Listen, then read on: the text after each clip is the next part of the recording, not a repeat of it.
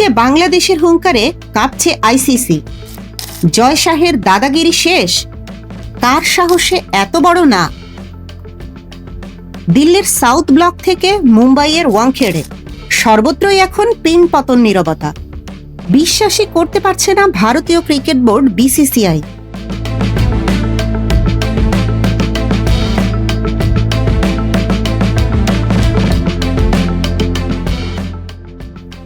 যে বাংলাদেশকে তারা এতদিন পুঁচকে ভাবত, যাদের তারা আঙুলের ইশারায় নাচাতো, সেই বাংলাদেশ আজ আইসিসির চেহারার ওপর দাঁড়িয়ে মুখের ওপর বলে দিল, না, আমরা ভারতে খেলব না। জয় শাহের চোখ রাঙানি, আইসিসির 24 ঘন্টার আলটিমেটাম, বিশ্বকাপ থেকে বাদ দেওয়ার হুমকি, কোনো কিছুই টলাতে পারল না ঢাকাকে। উল্টো ক্রীড়া উপদেষ্টা আসিফ মাহমুদ জানিয়ে দিলেন, আত্মসম্মান বিসর্জন দিয়ে বিশ্বকাপ খেলবে না বাংলাদেশ। এত সাহস পেল কোথায় বাংলাদেশ? ডক্টর ইউনূসের সরকার কি তবে ক্রিকেটের মাঠকে ব্যবহার করে বিশ্বকে নতুন কোনো বার্তা দিতে চাইছে, নাকি এর পেছনে আছে মুস্তাফিজুর রহমানকে অপমান করার সেই দগদগে ক্ষত?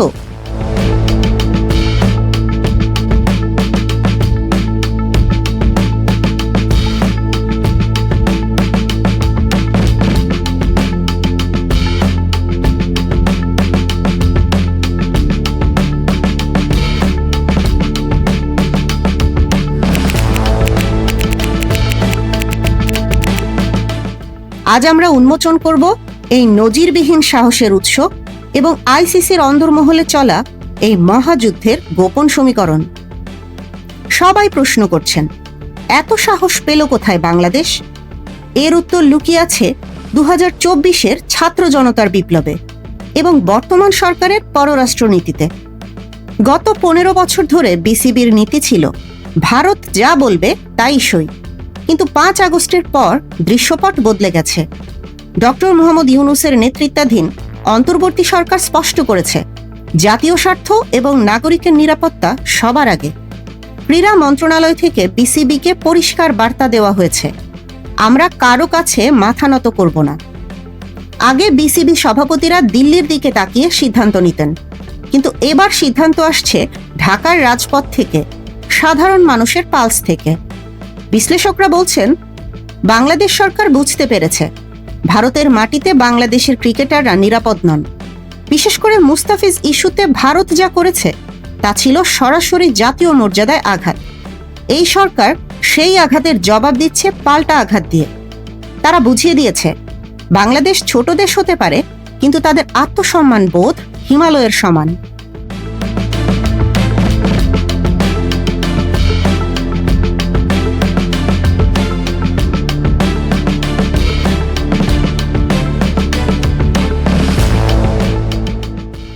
কেন এই অনড় অবস্থান? এর শেকড় খুঁজতে আমাদের ফিরে যেতে হবে কয়েক মাস আগে। আইপিএল চলাকালীন কলকাতা নাইট রাইডার্স কেকেআর থেকে মুস্তাফিজুর রহমানকে যেভাবে বাদ দেওয়া হয়েছিল তা ছিল নজিরবিহীন অপমান।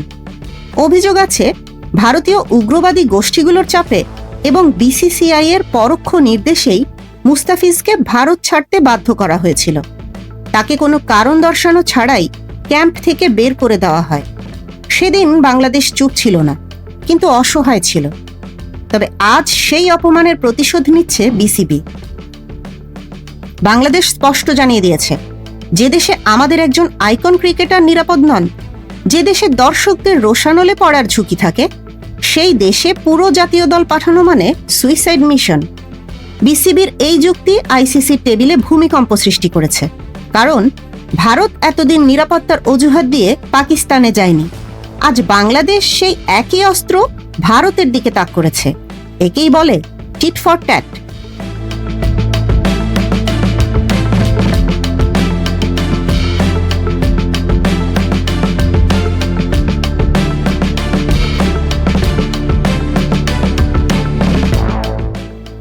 আইসিসির বর্তমান চেয়ারম্যান জয় শাহ, তিনি ভেবেছিলেন ধমক দিলেই বাংলাদেশ সুরসুর করে চলে আসবে। তিনি 24 ঘন্টার আলটিমেটাম দিলেন, বললেন, না খেললে স্কটল্যান্ডকে নেব। কিন্তু এখানেই জয় শাহের দ্বিমুখী নীতি বা হিপোক্রেসি ফাঁস করে দিল বাংলাদেশ। বাংলাদেশ আইসিসিকে প্রশ্ন করেছে, ভারত যখন এশিয়া কাপ বা চ্যাম্পিয়ন্স ট্রফি খেলতে পাকিস্তানে যেতে অস্বীকার করে নিরাপত্তার অজুহাতে, তখন আপনারা তাদের জন্য দুবাই বা শ্রীলঙ্কায় হাইব্রিড মডেল আয়োজন করেন। তাহলে বাংলাদেশের বেলায় কেন সেই নিয়ম খাটবে না? বাংলাদেশের দাবি, আমাদের ম্যাচগুলো শ্রীলঙ্কায় স্থানান্তর করা হোক।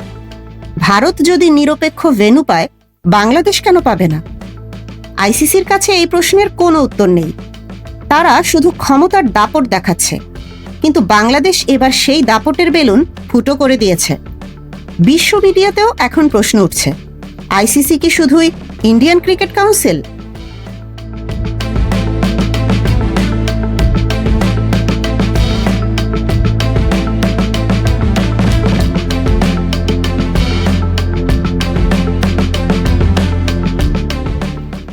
পরিস্থিতি এখন খাদের কিনারে। বাংলাদেশ যদি আগামী কয়েক ঘন্টার মধ্যে সিদ্ধান্ত না বদলায়, তবে আইসিসি তাদের হুমকি বাস্তবায়ন করতে পারে। স্কটল্যান্ডকে স্ট্যান্ড বাই রাখা হয়েছে, কিন্তু বিসিবির অন্দরমহলের খবর, তারা বিশ্বকাপ বয়কট করতেও রাজি। ক্রীড়া উপদেষ্টা এবং বিসিবি সভাপতি একমত যে অনিরাপদ পরিবেশে খেলার চেয়ে না খেলা ভালো। জনগণও সোশ্যাল মিডিয়ায় ঝড় তুলেছে, বিশ্বকাপ চাই না, সম্মান চাই। এই জনসমর্থনই সরকারের সাহসের সবচেয়ে বড় জ্বালানি। যদি বাংলাদেশ সত্যিই বয়কট করে, তবে এই বিশ্বকাপের জৌলুস কমবে অর্ধেক। আইসিসির স্পন্সরশিপ, ভিউয়ারশিপ সবকিছুতে ধস নামবে। কারণ বাংলাদেশি দর্শকরা ক্রিকেটের অন্যতম বড় শক্তি। জয় শাহ কি সেই বাণিজ্যিক ঝুঁকি নেবেন, নাকি পেছনের দরজা দিয়ে কোনো সমঝোতার প্রস্তাব পাঠাবেন?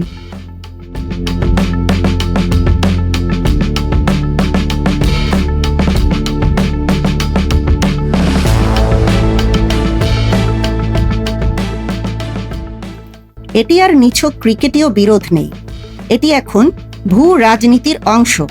শেখ হাসিনার পতনের পর ভারত বাংলাদেশকে বাগে আনতে না পেরে ক্রীড়াঙ্গনকে অস্ত্র হিসেবে ব্যবহার করতে চেয়েছিল, কিন্তু ডক্টর ইউনূসের সরকার সেই ফাঁদে পা দেয়নি।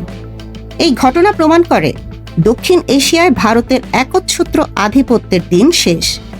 পুঁচকে বাংলাদেশ আজ চোখে চোখ রেখে কথা বলতে শিখেছে। পাকিস্তান ক্রিকেট বোর্ড পিসিবিও এই ইস্যুতে তলে তলে বাংলাদেশকে সমর্থন দিচ্ছে বলে গুঞ্জন রয়েছে। এ যেন এক নতুন জোটের ইঙ্গিত। শেষ পর্যন্ত কি হবে? বাংলাদেশ কি খেলবে, নাকি মাথা উঁচু করে বয়কট করবে? ফলাফল যাই হোক, বাংলাদেশ ইতিমধ্যেই জিতে গেছে। তারা বিশ্বকে দেখিয়ে দিয়েছে অর্থবিত্ত আর ক্ষমতার চেয়ে আত্মসম্মানের দাম অনেক বেশি।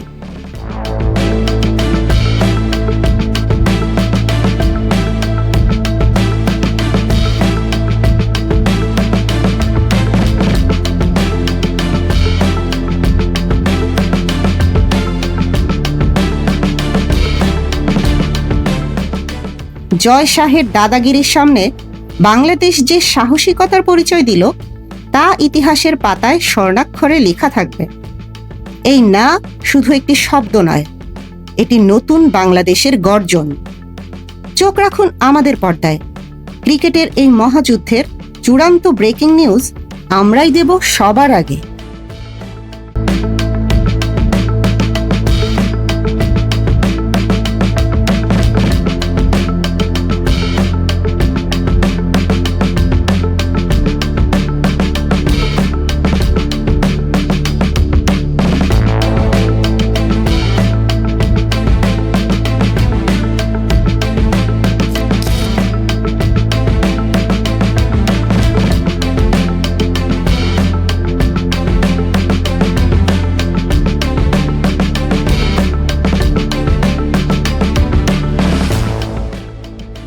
এতক্ষণ দেখছিলেন ইকো অফ বাংলাদেশ। প্রতিদিনের এমন নিউজ আপডেট পেতে সাবস্ক্রাইব করুন আমাদের চ্যানেল, সেই সাথে অন করে রাখুন বেল আইকন।